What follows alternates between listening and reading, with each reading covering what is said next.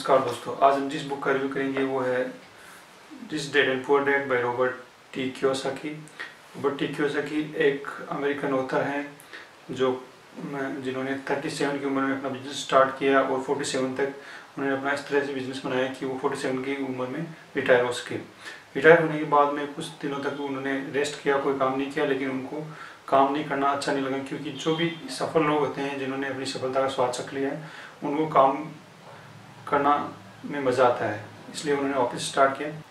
इस तरह उन्होंने 47 की उम्र में अपनी एक नई कंपनी स्टार्ट की, Rich Dad and Cash Flow Inc. इस कंपनी ने वित्तीय शिक्षा से संबंधित यानी पैसों से संबंधित शिक्षा लोगों तक पहुंचाने के लिए मिशन स्टार्ट किया। रॉबर्ट टी कियोसाकी एक सफल एंटरप्रेन्योर रहे हैं, उन्हें खुद का बिजनेस स्टार्ट किया है। वो रियल एस्टेट में माने हुए खिलाड़ी रहे हैं।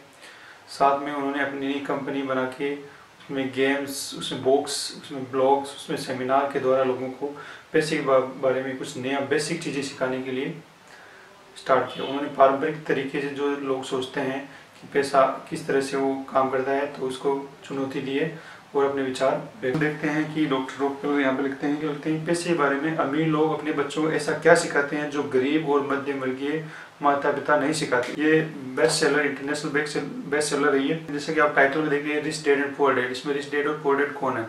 इसमें पुअर डैड तो इनकी रियल फादर जो कि प्रोफेसर रहे हैं, उन्होंने शिक्षा मंत्री के तौर में हवाई राज्य में काम किया और रिटायर होने के बाद में वो अपनी इतनी एजुकेशन होने के बाद भी पैसे की तंगी से जूझते रहे।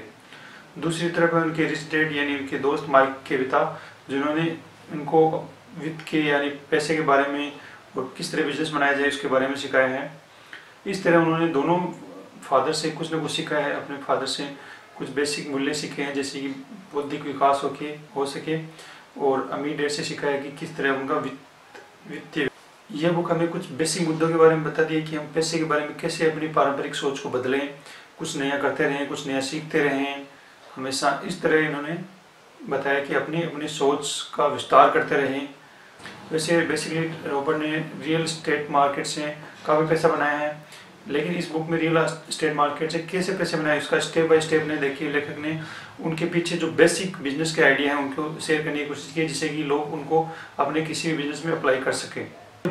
इस बुक में बताए गए फॉर्मूलों को सीखने या जो चीज़ें उनको सीखने के अलावा ये भी बताती है कि आप हमेशा कुछ न कुछ इन्वेस्ट कर रहे हैं अपने दिमाग को विकसित करने के लिए, अपने दिमाग को कुछ अच्छा पोषण देने के लिए, जिससे कि उसका विचार, उसके जो सोचने की क्षमता है उसमें सुधार उसकी रचनात्मकता बरकरार रहे। इस बुक में आपको फाइनेंशियली शिक्षित होने के बारे में बताया गया कि आपको फाइनेंशियली शिक्षित होना जरूरी है। स्कूली शिक्षा सब लेते हैं, लेकिन स्कूली शिक्षा ही पर्याप्त नहीं है फाइनेंशियल रूप से स्ट्रॉन्ग बनने के लिए।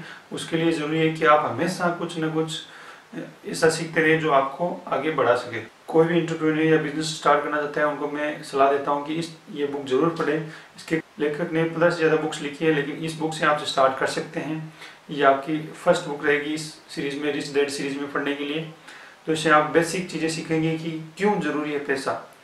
इस बुक में आपको बताएंगे कि कैसे आप पैसे से काम करा सकते हैं, किस तरह आप पैसा आपके लिए इम्पोर्टेंट है। इस बुक में कुछ बेसिक आपको और भी चीज़ें बताई गई हैं कि क्या संपत्ति है, क्या आपकी लायबिलिटीज़ है, क्या आपके दायित्व है। अगर एक्स्ट्रा इनकम आती है, जैसे कि आप प्रमोशन होने के बाद में या कहीं से भी, उस पैसे को आप अपने लिए पूरा खर्चे नहीं, उसके बजाय आप उसको कुछ चीज़ों में इन्वेस्ट करें जिससे कि आपको पैसिव इनकम आ सके, जिससे कि आप रिटायर होने के बाद में भी आपको इनकम आती रहे, आपकी इनकम लगातार एक्सपोनेंशियली ग्रोथ करती रहे।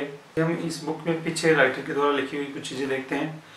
यह बुक मिथक तोड़ती है कि अमीर बनने के लिए ज़्यादा कमाना ज़रूरी है। ये साबित करती है कि आपका घर कोई संपत्ति नहीं है। माता पिता को बताती है कि पैसे के बारे में उनके बच्चों को स्कूल में कुछ नहीं सिखाया जाता है, इसलिए उन्हें स्कूल के भरोसे से नहीं बैठना चाहिए। सभी को साफ साफ बताती है कि संपत्ति क्या है और दायित्व क्या है। आपको ये सिखाती है कि भविष्य की आर्थिक सफलता के लिए अपने बच्चों को क्या सिखाएं। लोगों के वित्तीय संघर्ष का मुख्य कारण यह है कि उन्होंने स्कूल में कई साल गुजारने के बाद भी पैसों के बारे में कुछ नहीं सीखा। इसका नतीजा ये होता है कि वे पैसों के लिए काम करना तो सीख जाते हैं, लेकिन ये कभी नहीं सीख पाते कि पैसा उनके लिए किस तरह काम करता है। इस बुक के अंदर देखते हैं। इस बुक में स्टार्टिंग में आपको मिलेंगे कि किन बड़े अखबारों ने, न्यूज़पेपर ने या बड़े सफल लोगों ने इस बुक के बारे में क्या कहा है, उसके बारे में है कि सबने इसको पढ़ने की सलाह दी है। फिर हम इसके कुछ चैप्टर देखते हैं। क्योंकि चैप्टर में स्टार्टिंग में रिच डैड और पुअर डैड की कुछ वार्तालाप हैं, इस तरह उनके किस तरह वो आगे बढ़ते हैं। फिर उसमें चैप्टर स्टार्ट होते हैं अमीर लोग पैसे के लिए काम नहीं करते, इस तरह आपको बताएंगे। सेकेंड इसमें आगे चैप्टर है पैसों को समझ क्यों सिखाई जानी चाहिए, उसमें आगे चैप्टर है अपने काम से काम रखो, टैक्स का इतिहास और कोऑपरेशन, किस तरह आप टैक्स की बचत कर सकते हैं, किस तरह आप टैक्स में जाने वाले अपने पैसों को बचा सकते हैं। अमीर लोग पैसे का आविष्कार करते हैं, सीखने के लिए काम करें, पैसे के लिए काम न करें, बाधाओं पर पार पाना, शुरू करना और ज़्यादा चाहिए। इस तरह आप इसमें कुछ चीज़ें सीख सकते हैं। इसमें जैसे कि आप देखेंगे इस बुक में थोड़ा स्टोरी देने के बाद में बहुत ही अच्छी लाइनें भी दी हुई है बीच में, और आपको ये अच्छी तरह डिटेल से विथ एग्जाम्पल आपको बताती है कि आप किस तरह अपनी शुरुआत करें। ये बुक आपको बताती है क्यों अमीर और अमीर बनते जा रहे हैं और गरीब बनते जा रहे हैं। इस तरह ये आपके पैसे से संबंधित जो भी सवाल हैं कि पैसा किस तरह काम करता है, पैसा अमीरों के पास ही ज़्यादा क्यों होता है, उसके बारे में डिटेल से बताया गया है। इस बुक का आप पढ़ के कुछ नया सीख सकते हैं, अपना बिजनेस स्टार्ट कर सकते हैं। इस तरह आपके लिए बहुत ही बेहतरीन बुक रहेगी, तो आप इसको ज़रूर पढ़िए। Thank you.